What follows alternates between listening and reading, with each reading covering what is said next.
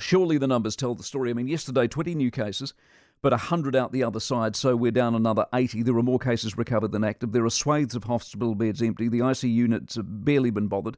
This is surely a clear case for level 3, isn't it? Deputy Prime Minister Winston Peters is with us. Very good morning to you. Good morning. If you were in sole charge of this country, and I'm sure that's not the first time it's crossed your mind, would you put us in 3 now?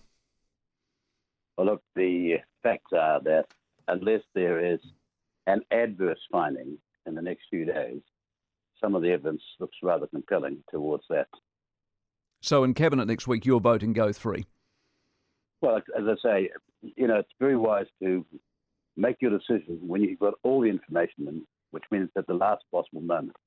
So no one would be wise, surely, to make up your mind before Monday next week without seeing what the results today, tomorrow, the next day are, and dare I say it, on Monday as well. So you've got then more information and you can move with more safety. At the moment where things are pointing, they're pointing to the easing up of the situation and the requirement for great clarity to enable as many businesses back into business as possible. I'm assuming you've seen what's going to be announced today. Is that fair? Well, no. What's not going to be announced today is some guidelines. Should we be going to, for example, level 3? But yeah, exactly. But you've seen those guidelines. You know what those guidelines are. Well, when you say that, they are still open to discussion.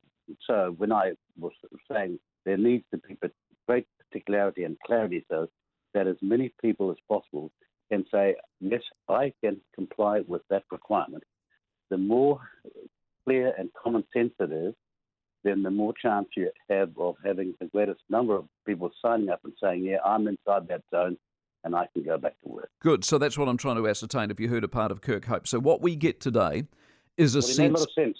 He made a lot of sense when he set it out because, frankly, that's what you've got to do. You've got to go, not just give guidelines, but you've got to go to great lengths to say, and it means this, and this. As many descriptions or many examples as possible. Okay. So what we will get today is, from the safety point of view, what your expectations are. Will we get sectors or industries, or will the industries or sectors be able to go, I've heard your safety requirements, I can meet them, therefore I'm opening?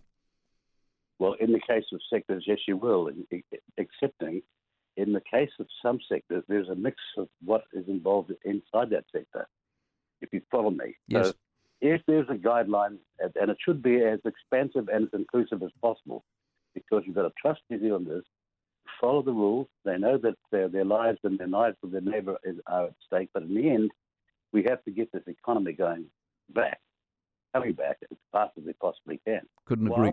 Not making a mistake on the way through. Couldn't agree more. Will we see large numbers of businesses reopen as a result of this announcement today and a potential decision on Monday? Well, you're asking me, and my view is yes. Hundreds of businesses or thousands of businesses? Well, if you look at it, you're talking about small and medium-sized businesses that are able to comply. Yeah. Hundreds of thousands, I can't give you that figure, but there will be a whole lot of businesses hitherto unable to work this last 3 or 4 weeks who should be back. Good stuff. Good to hear. Winston Peters, Deputy Prime Minister.